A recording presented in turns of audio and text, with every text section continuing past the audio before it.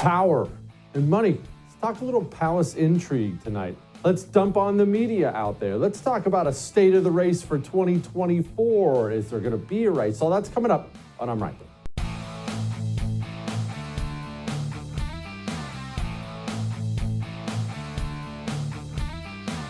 Get money out of politics. You ever said anything like that or thought things like that? I certainly have. Get money out of politics. It's one of those kind of no-brainer things, right? How much better would it be if we got money out of politics? Now, let's be clear about this. It's not your mommy's show, it's your daddy's show. We have to live in reality. Money's part of politics. It has always been part of politics, and it always will be. Long before there was a United States of America, Roman senators were being bought off and buying other people off and being bribed. Right down to a tribe electing its new chief. Hey, man, if I give you a couple extra cattle, will you give me your vote? Money's part of politics. That's ugly. That's the reality of it. Now let's talk about what it means, because it has so much to do with why we are where we are as a late-stage republic. Joe Biden, for instance. We'll get into all this stuff that happened in the House today, but Joe Biden, for instance. Why do his family members keep getting these huge payoffs from other nations and companies? Gas company in Ukraine, a country here, Chinese CCP. Why? What do you gain from that? Joe Biden doesn't have any money. He's been a senator forever. He's got money, but $165,000 a year he's been making? That's not wealthy. So what do they gain from that? Well, Joe Biden has access to more money. Your money, specifically. My money. So money always plays a part. You saw the House of Representatives. They passed a bill banning men from competing against women in sports. Okay, fine. It's not going anywhere. Obviously, it's going to get shot down. Every single United States senator will shoot it down. And even if they didn't, well, every single Democrat senator, probably half the Republicans, and even if they didn't, Joe Biden would shoot it down. But why is that? Have you wondered why that is? Why is it that the entire Democrat Party is all of a sudden rainbow warriors, when all of them, from Obama to Biden, recently were against even the basic concept of gay marriage on camera? No, it can't happen. But now they don't. Why? Money. The gay lobby is a rich lobby. They command dollars. They command campaign dollars. You go out there and take a step against the LGBTQ demon mob, if you're a Democrat, you might lose your next election. Money matters. You do remember all the Bud Light stuff, right? All the Bud Light stuff? Because we're switching gears to our team. In case you forgot, here's a little snippet. GOP quietly backs off attacking Bud Light. In fact, the National Republican Congressional Committee put out and then swiftly deleted a direct attack on Bud Light, whose parent company donated nearly $500,000 to its candidates. And finally, we were almost ready to make an example of this gigantic corporation. And the low-T GOP looks at its campaign donations and says, guys, no, what if we lose campaign money, guys? Oh my gosh, stop. This is why I don't call myself a Republican. Weird how you haven't heard anything about Bud Light since Monday. I'm sure it's just a coincidence that Jeff Miller is a Bud Light lobbyist, the big boy Bud Light lobbyist, good friends with Kevin McCarthy, interned with Kevin McCarthy. You see, we were getting ready for a nice little cultural win, leave one of these corporations dead on the side of the road for, again, waterboarding us with all this trans filth. And the GOP stepped in for money and put a stop to all of it. Money always comes down to that, always does. I remember that story I told you a long time ago? I know we have a bunch of new viewers, and we're grateful for that. So let me tell you a little story about me. So I ran for office, ran for Congress. I was fresh out of the Marines. I'd never been involved in politics. I got mad about what Barack Obama was going to do to the country. I ran for Congress in a kind of a purple district, a blue district. There was an incumbent Democrat, but maybe it could be one. decided to run for Congress out of nowhere. And as you can imagine, I know you're going to find this shocking, I was far to the right as a candidate, far to the right. And the establishment, backed by John McCain, put in a state senator against me. Of course, he was going to be a good boy, right? And I blew his doors off. Well, then I'm done with the primary, and now I need to raise money because Gabrielle Giffords was my opponent. She had tons of money, and she's attacking me on TV, and I need to raise money. And all the standard GOP donors froze me out, didn't give me a dime as I sat there broke, getting savaged on TV. This is not sour grapes, by the way. Best thing that ever happened to me. I'm just telling you how money works in politics. I had endorsed John McCain's primary opponent against him, so John McCain did not care for me at all. Then I get a meeting with him in Washington, D.C. Got back there doing some other stuff. I get word he wants to meet me. Okay, let's go meet. Sat down, talked with him. He was, rest in peace, a military guy, crass, straightforward in person, and because of that, we ended up getting along very well in that meeting. By the time that meeting was over, John McCain decided that he liked me. And it was still, to this day, one of the most unbelievable things ever. We, as a campaign, we had a P.O. box, right? Because you can't have the address of the office. All these commie nutballs will come vandalize the place. So you have a P.O. box. And that's a place where people can mail checks, mail campaign donations. And so we would go every day. Someone on my staff would go every day and open up the P.O. box and look, and there's never anything in there. There's a check for $5, and you're just screwed. Right after John McCain decided he liked me, the most exciting part of the day was running down to the P.O. box to see all the checks. Checks from everywhere. People I'd never met. People I'd never talked to. Like that. Light switch got turned on. That's how politics works.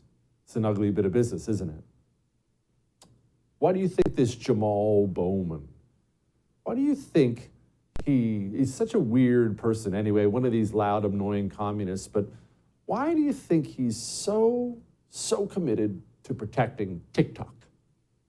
On TikTok, you have been outspoken against a ban. Is there anything that you could learn about what the Chinese have access to, what they're doing with it, that would prompt you to support a ban? Yeah, I mean, I haven't seen any evidence of Chinese espionage or Chinese... The intel or anything. Yeah, I haven't seen... There hasn't been like a top secret congressional briefing on what China is doing with TikTok. We've never had that. At the same time, Facebook, in real time, ignored Russian interference in our 2016 elections. Like, that happened. That's a fact. I bet you, if you look through the FEC, that's where you go to find campaign donations, and all this stuff is public. I bet you after the next election cycle, or maybe even this past one, if you did some digging through the FEC files, you would find some very interesting campaign donations to a Mr. Jamal Bowman. That's why all of a sudden you go on these PR tours. That's the state of politics. And when you get to a late stage republic, it gets ugly. But, moving off of money, keep in mind, in the end, it's about power, because power is what gets you more money. And I have to laugh. I laugh every time. You remember after the midterms, we were all expecting a red wave, myself included. And instead, we got a red dribble, just a little red drip. And it was horrible. We were all down and out about it. It sucked. And you remember the establishment types? I remember like it was yesterday, Mitch McConnell and those guys got up and told you, it's about candidate quality. It's definitely candidate quality, guys. We hear that all the time. Then what are they saying? What are they saying is, you guys keep nominating these far-right ickies. If you would just get some weak, low-T GOP types, then they'd get elected. That's always what they're saying when they talk about candidate quality, right? Which really makes me laugh because John Fetterman's a U.S. Senator. I call to this hearing of the U.S. Senate Subcommittee on Food and Nutrition, Specialty Crops, Organics, and Research to order. I thank you for your leadership on this committee, and I look forward to working with you to pass a farm bill.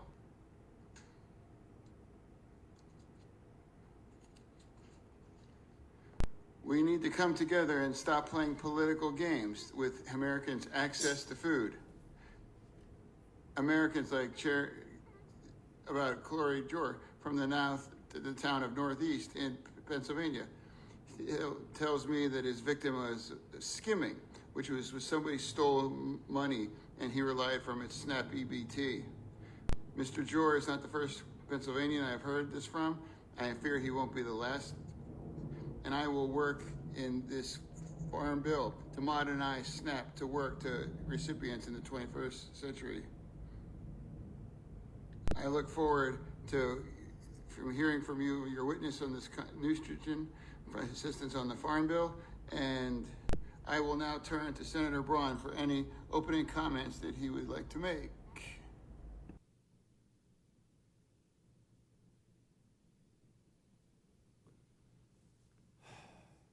Definitely candidate quality, right? All that may have made you uncomfortable, but I am right. Steve Krakauer is going to join us next. We're going to rip on the media. That's always fun, isn't it? Now, before we get to that, let's do a little housekeeping here, as in your house, your family. We have to protect what we've earned because these people are pillaging it. It's not just with taxes. They're destroying the value of your dollar. They're going to get us into World War III, and God only knows what's going to happen then. The dollar's going bye-bye as being the world's reserve currency at some point in time, and what are you going to do about it? What can you do about it? You're just a citizen. I'm just a citizen. What are we going to do? Well, no matter what they do, they can't destroy the value of my gold and silver. They can't destroy the value of your gold and silver. Things you can touch and feel. That's the value we need to be accumulating right now. Oxford Gold will get gold or silver in your 401k and IRA, making sure your retirement's not wiped out. They'll send gold and silver coins to your front door. But more than anything, don't wait. Oxford Gold needs to be called tonight, all right? Call 833-995-GOLD. Tell them Jesse told you to call, okay? We'll be back.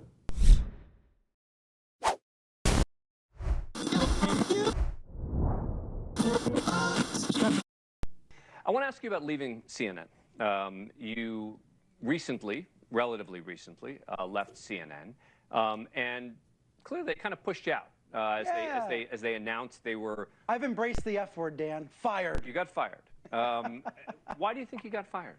I don't know. Really? You really don't know? I really, truly don't know. I think we were doing really fantastic journalism at CNN for the 9 years that I was there.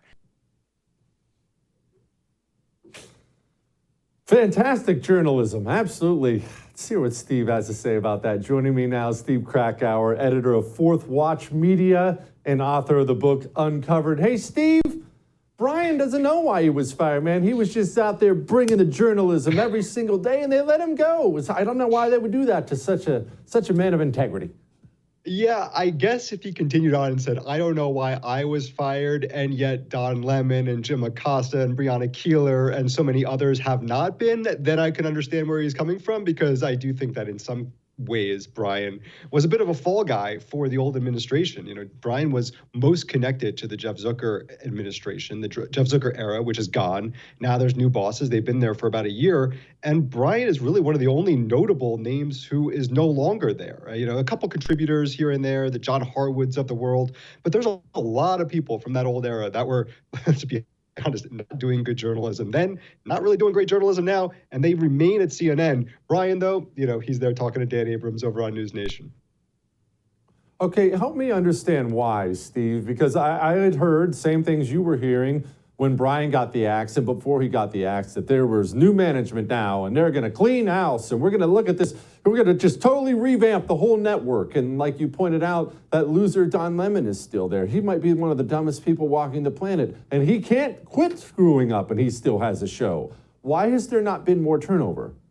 Yeah, Don Lemon got his butt handed to him by Vivek Ramaswamy this week in what felt like the nail in the coffin to me, although I've said that multiple times, and Don Lemon just remains is like the guy who just cannot lose a job, apparently, although he has been relegated from the primetime area to the morning show that no one's watching, and he's just one of 3 hosts there. So he's been slightly getting demoted, and eventually will be out the door. I'm very confident of that, but not happening yet. Yeah, it's been a year here. I think the cynic in me would say that it is very hard to turn over a news network. And so you've got to do it strategically and slowly. And a couple years down the road, we'll say, oh, remember CNN looks completely different now. But no, you're right. As of this moment, it's like the Titanic, and they're literally just rearranging the deck chairs. It's like, oh, let's take this person and pair them with this person. They're the same people. It's not a lot changing there. And so as Donald Trump begins another run, and we know the Donald Trump era was so bad for the journalistic standards of CNN,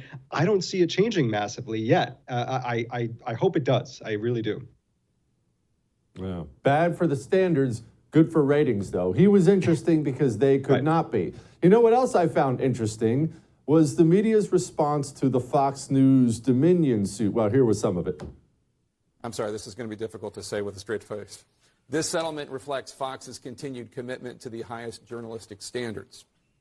We are hopeful that our... Sorry.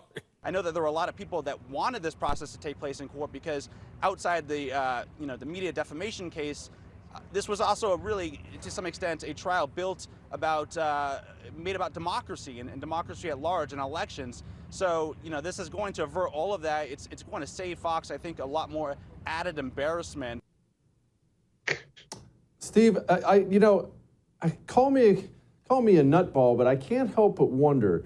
These people seem to be taking a lot of glee in a news organization being held to account by a private corporation for things they've told on the air, for things they said on the air.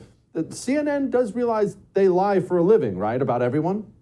You're absolutely right. And forgive me for a second to just go back. Jake Tapper, solid journalist, not a good actor. That is just embarrassing. And then Oliver Darcy, I completely forgot about him. He's like significantly worse from Brian Selter as we're going through all the people. He's still there. He's their media guy now. He's just knowing his way through a terrible segment that, clearly someone put together for him about democracy. Like, give me a break. Yeah, no, these people, the CNNs of the world, but beyond that, New York Times, Washington Post, ABC, everyone who's taking glee in what's happening here, this giant $787 million settlement, they do not seem to understand the chilling effect that this will have on them. Now, in some cases, it will be just the reverse. So it'll be people on the right who feel that they were smeared correctly. Lies were told about them, will not become much more litigious and will sue them for all sorts of reasons, just like we saw in Nick Sandmann in the Covington High School case, suing places like CNN and coming to a settlement, just like is happening here. Not so much money, we don't know how much money it was settled for. So this is going to continue to happen, and I don't think they clearly understand that this is bad, not just for the Fox Newses of the world, it's bad for them, it's bad for the First Amendment, and their hatred of Fox, their hatred of anything on the right these days, overcomes them with emotion, and they just cannot see the reality of what this will do for their industry. BuzzFeed News is no longer with us, apparently. I saw that headline today. What do we make of that? I don't think I've ever read BuzzFeed News. Maybe that's the problem. Yeah, I have to say, I think this is really an interesting moment here. BuzzFeed was one of two outlets, BuzzFeed and Business Insider, that have made it a point that they are now publishing articles using artificial intelligence, AI. BuzzFeed News shuts down today. Insider announces today they're cutting staff by 10%.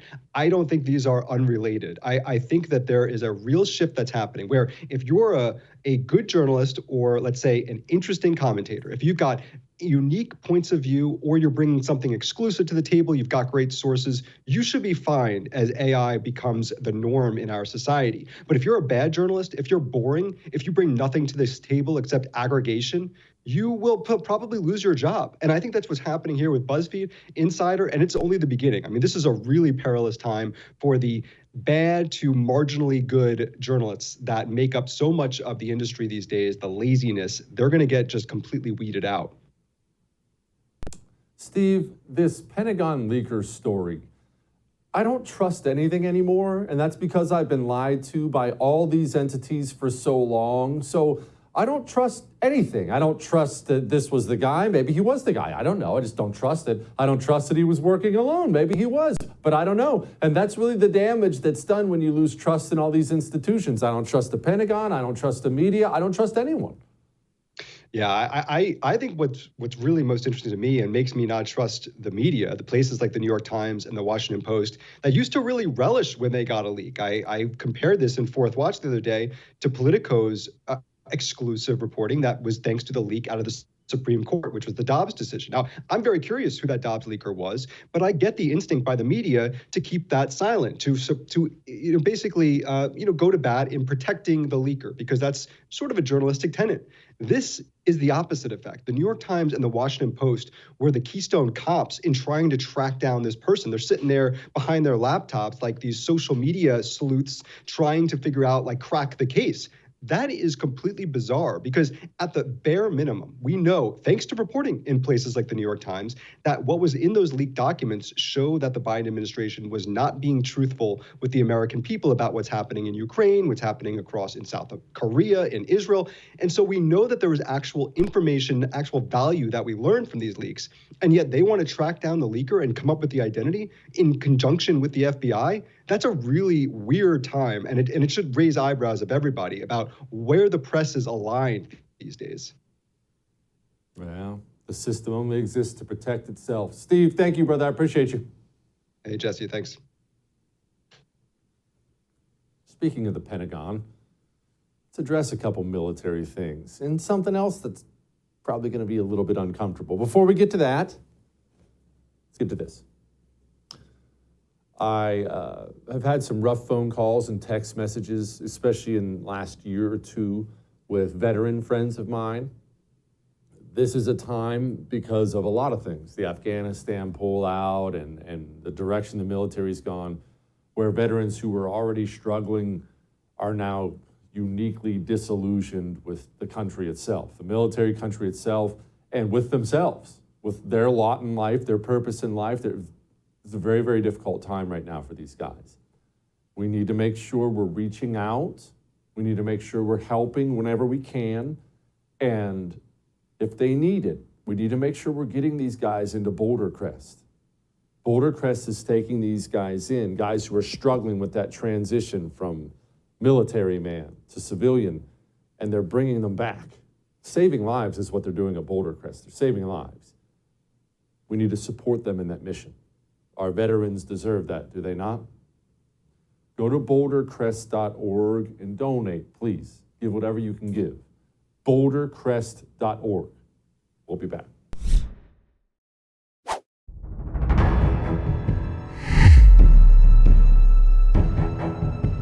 We'll get to the Afghanistan stuff in just a second. I just feel obligated to say something that might be a little bit hard to hear. Obviously, you remember the Trump indictment in New York City. And I'm getting a sense of something. In fact, I got a sense of it right away, almost right away. As soon as the indictment was announced, and then he got indicted, I'm getting a sense of something.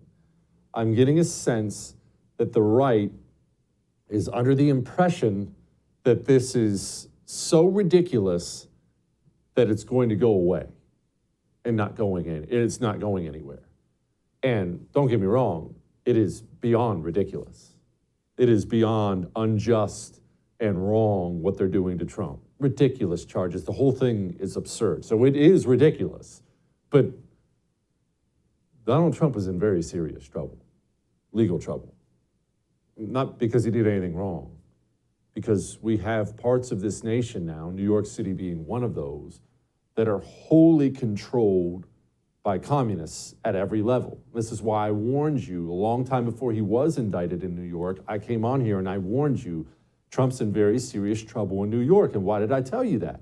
Because at no level, when you're in New York City, you're in Manhattan, if you start at the bottom rung of political power, at no point when you start climbing that ladder will you encounter anyone who will or even can stop the communists at the bottom from tearing Trump apart.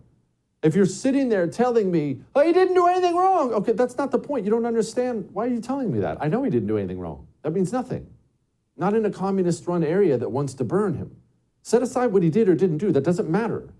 I need you to tell me who's going to stop it. You know Congress can't stop it, right?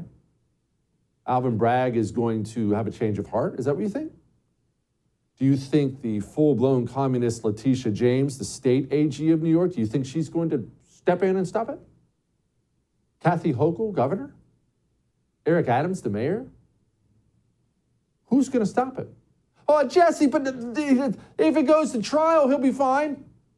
Do you have any idea the percentage of Democrats versus Republicans in Manhattan where that trial is going to be held? Over 80% Democrats.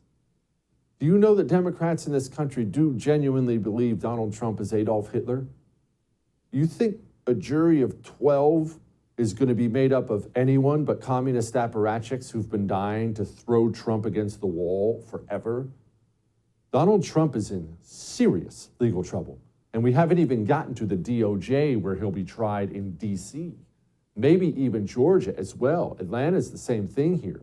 I'm not saying this to scare you. I'm saying this because I really feel like our side kind of shrugged its shoulders and moved on here and just kind of thought, oh, well, these charges are crazy. And even some of the liberals are saying charges are crazy. That's ridiculous.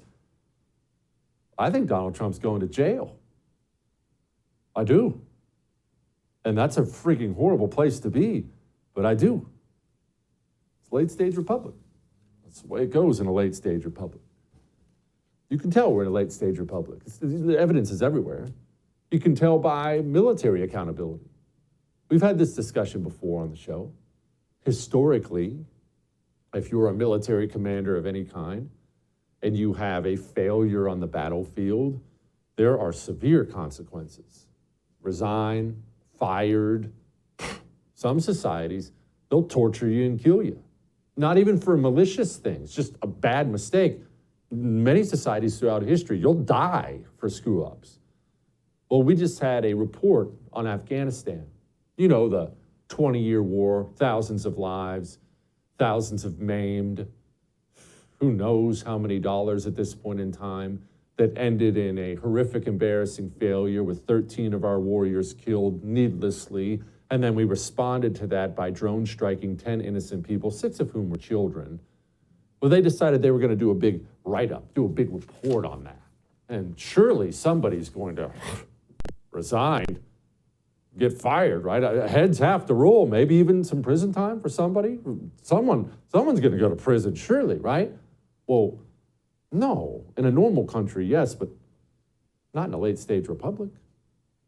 And he inherited a deal struck between the previous administration and the Taliban that called for the complete removal of all U.S. troops by May of 2021, or else the Taliban, which had stopped its attacks while the deal was in place, would go back to war against the United States. That stuff belonged to the Afghans. And so this idea, this argument is just ludicrous, that we left millions of dollars of stuff in Afghanistan. We didn't. And so for all this talk of chaos, I just didn't see it. Not from my perch. Yep. The Inspector General for Afghanistan had one of the more sobering testimonies I've seen. You want to talk about a late-stage republic? You want to get mad about that tax money you just paid? Listen. The lack of cooperation by state, and I'm not talking about the IGs, I'm talking about the Department of State and to a lesser extent USAID, is unprecedented in the nearly 12 years that I have been the SIGAR. Due to this refusal to fully cooperate, a significant portion of SIGAR's work, including the 5 reports we did for this committee, have been hindered and delayed. Unfortunately, as I sit here today, I cannot assure this committee or the American taxpayer we are not currently funding the Taliban. Funding the Taliban. Late stage republic. Look, I told you it was going to be uncomfortable. We'll beat up the media next to make you feel better, okay? We'll beat up the media next. And we'll beat up your red school district, too. You see, your red school district isn't as red as you think. And if we had any journalism in this country, you would know that. Before we get to that, let's take care of our puppies. Got to take care of our dogs, right? I know you love your dog. Feed him, water him, walk him, play with him. You give him little snuggles when you get home. Don't lie. I know you do. I do too. Stop. I'm embarrassed, but it's true. Stop. What do you give him for nutrition, though? Because his dog food is trash. It is. My dog's food is trash. It's not your fault. You can't make your own dog food. They make dog food and they kill everything in it, so there's no nutrition left in it. It's all dead. That's why you need Rough Greens. You don't have to change food. Your dog likes his food. Get some Rough Greens, an all-natural nutritional supplement you pour on the food. You know, veterinarians all across the country will tell their patients or clients, hey, you need to give your dog some Rough Greens now. Vitamins, minerals, antioxidants, probiotics. You want your dog to live longer and healthier? Rough Greens is how you do that. Go to roughgreens.com/Jesse. That'll give you a free Jumpstart trial bag. Go try it. roughgreens.com/Jesse. We'll be back.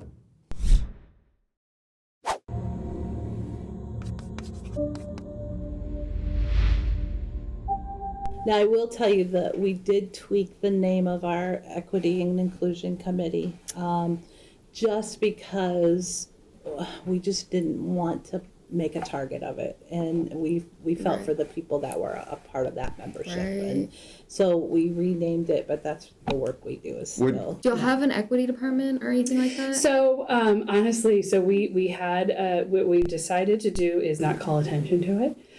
Because when you call attention to it, then questions are asked. And I really believe that you can do more good under the radar. What else do you have to relabel or non-label like that? I think really CRT, social emotional learning, are the two biggies that we just have to avoid the words, you know, the labels. We can still do the content, just no label. Yep. I get people that say, I don't like that you read a book to my child and the child was transgender in the book and, you know, I should have been asked permission for that. I'm like, no, we don't call and ask permission if we can read a nice piece of literature that shows inclusive practices to families. We have all gender bathrooms, you know, for kids, even the elementary level. Like I said, sometimes I get parents that aren't thrilled with some of the decisions we make, but that's what we believe in, or, you know, we are really about equity for all kids. Man, those blue areas, that had to be, that must have been New York City, I bet. Or maybe San Francisco, I bet it was. Let's ask Casey about it. Joining me now, Casey Hendrickson, radio host on the great 95.3 MNC. Casey, which part of California was that? Yeah, tell me about it. Red State, Indiana, right? You know, this is the thing. This is everywhere. We need people to understand that, Jesse. This is everywhere in the country.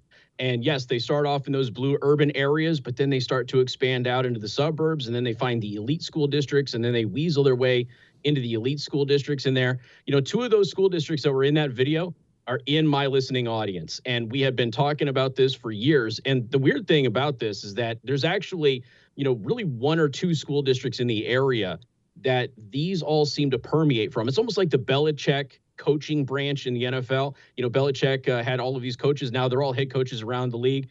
It's pretty much the same thing. So Penn Harris Madison starts teaching critical race theory. They, of course, deny it. We have the lesson plans that are directly from the CRT handbook. They then deny it. Teachers then admit, yeah, we're totally teaching critical race theory in the classroom. Here's my senior thesis at IUSB on how to do that without the parents knowing about it. IUSB deletes that thesis so nobody can read it anymore. And then they go to these other school districts and they take over those school districts. They become principals, they become superintendents, assistant superintendents. And this is how this all spreads. You know, it's funny because that came out and we were obviously pushing it out there in the audience because there's 2 of those districts that are in our listening audience. And you still get people after watching the video going, nah, they issued a statement saying they don't teach critical race theory. So it's totally not happening. It's a myth. It's a conspiracy theory. And I'm like, it's right there. You know, the school district that admits to you that they manufacture it, they manipulate the data, and they lie to you about it. Now they just lied to you again. You fell for it again. Casey, what is being done? What can we do? Is something being done? I'd like Indiana to stay nice and red. Yeah, well, and here's the thing. The Indiana Republican Party isn't red, okay? Our party here in St. Joseph County and in Elkhart County, very red. But the Indiana Republican Party is very purple. And here's the thing. I blame the Republican governors, including former Vice President Mike Pence, for most of this. If you go back multiple gubernatorial administrations, who did they put in as the chief executive for Indiana schools? Some teachers union, favored leftist person who pushed out these indoctrinating policies. That's what's happened.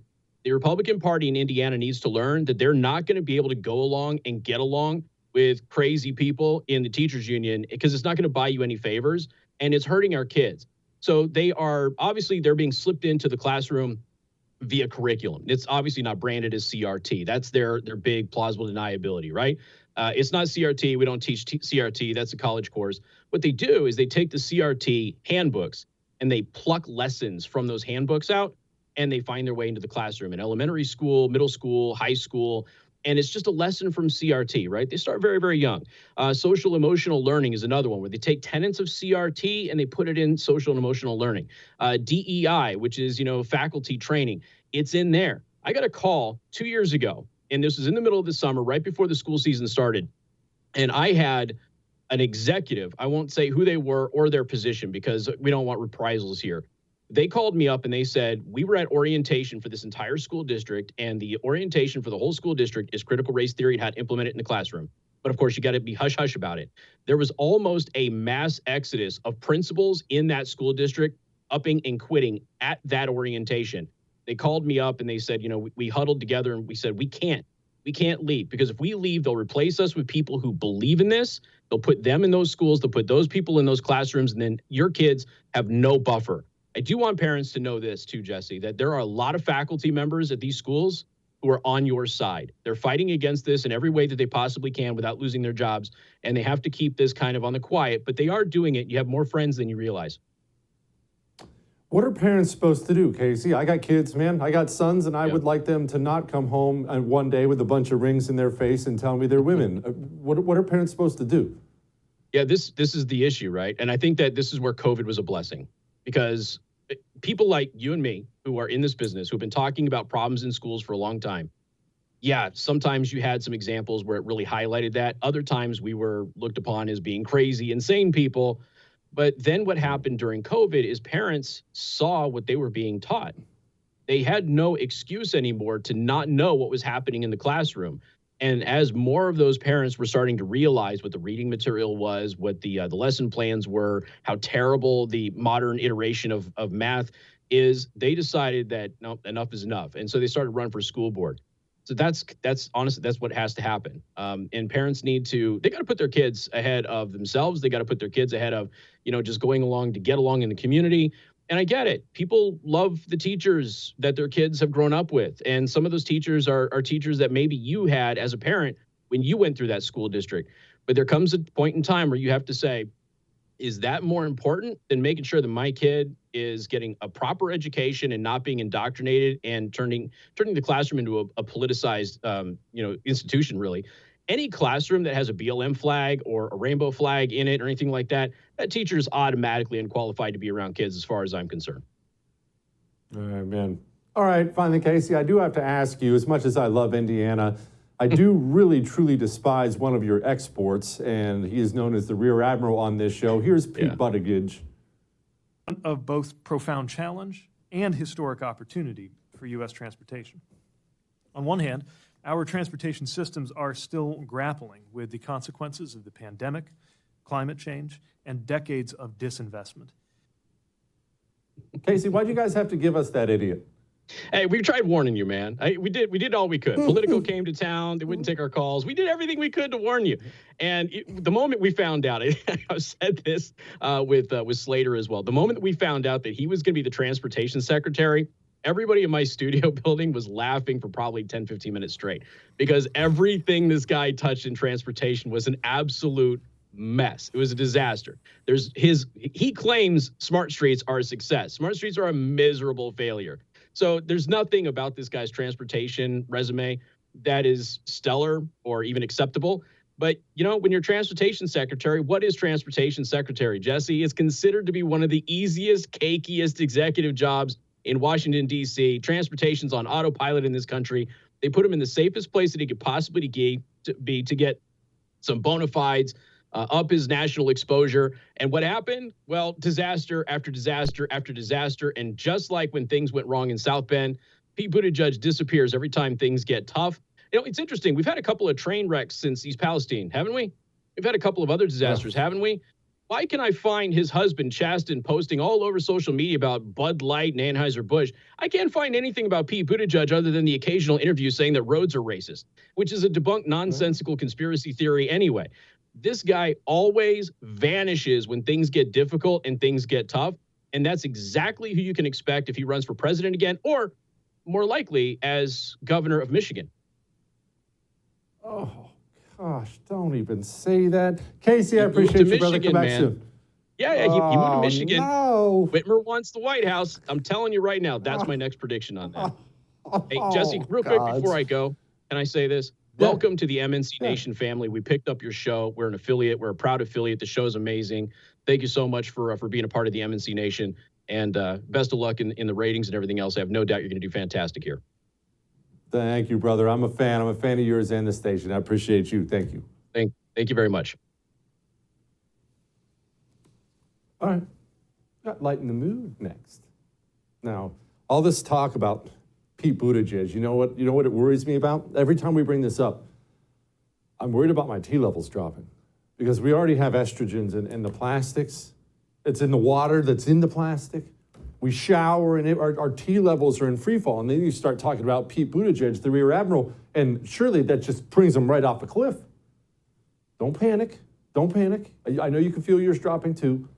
All you need is a male vitality stack from Chalk. That'll get those T levels back up. 20% increase in your testosterone levels in 90 days. Naturally. Natural herbal supplements. No more injections in your arm. Ladies, you too. You running out of gas towards the end of the day?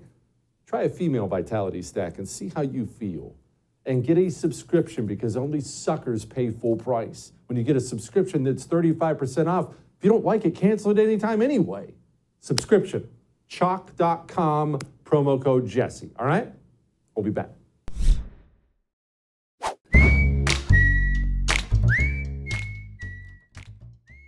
These people are actors at heart.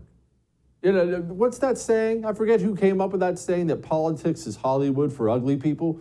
And one, that's a hilarious line, but two, it really is true. You see these people putting on these performances and saying all these things they don't really believe. They even cry on command. We'll get to that in a moment. Now, maybe you're crying right now. Not because you're sad, but because of your allergies. Maybe you woke up this morning and you had tears coming down the side of your face and your eyes felt like sandpaper. Oh, I know what you go through. I've been there so many times. I don't have to go through that anymore. And no, I don't have some hot new medication out there. No more big pharma for the Kelly household. I have Eden Pure Thunderstorms. Instead of putting chemicals in my body, we clean the air in my home and in the studio. I own 6 of these things now. You plug one of these in a room, leave that room and come back in an hour. You'll know. You'll know you made the best purchasing decision of your life. These things will clean your air. Your family will be healthier. They're killing viruses and mold in the air constantly. Go to EdenPureDeals.com because they have 3 packs there, $200 off. EdenPureDeals.com. Code Jesse is how you get that, all right? All right. The Interior Secretary, very upset. I really do have to say that all of this is because climate change is the crisis of our lifetime. We have an obligation to future generations to make sure that we have a planet for them to live on. And that's why I'm here, and that's why I'm working incredibly hard to make sure that we can realize that transition, that we can have differing energy sources. We can't continue to be a one industry country. Production team around here is not right. Fellas, that's not right. I'll see you tomorrow.